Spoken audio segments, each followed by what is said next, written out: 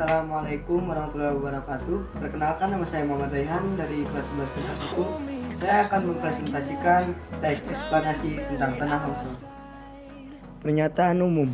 Longsor adalah sebuah peristiwa di mana terjadinya gerakan tanah atau biasa disebut geologi yang terjadi karena adanya pergerakan massa batuan atau tanah dengan berbagai tipe dan jenis seperti jatuhnya bebatuan dan gumpalan besar tanah.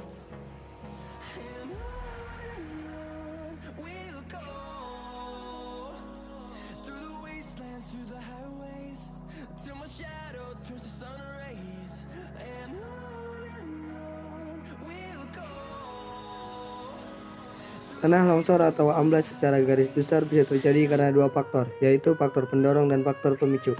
Faktor pendorong merupakan faktor yang mempengaruhi kondisi material sendiri, sedangkan faktor pemicu adalah faktor penyebab bergeraknya material tersebut.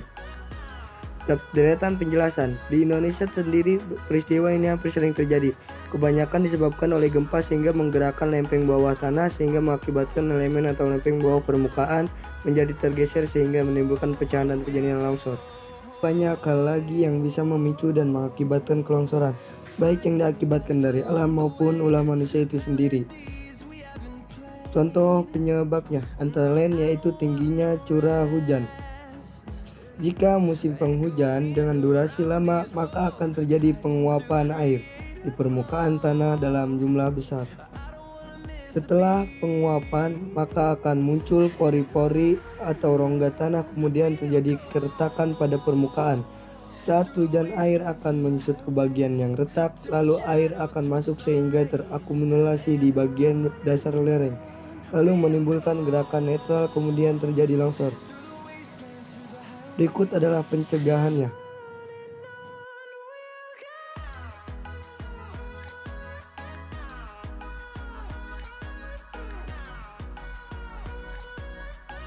Di atas merupakan beberapa penyebab terjadinya kelongsoran.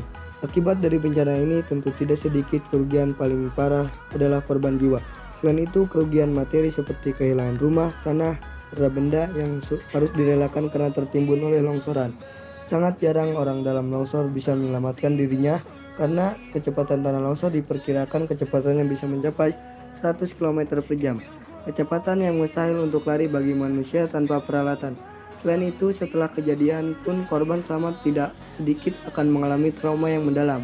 Jika mendengar suara gemuruh besar di dekat Anda, maka segeralah lari menuju ke tempat atau wilayah dataran stabil.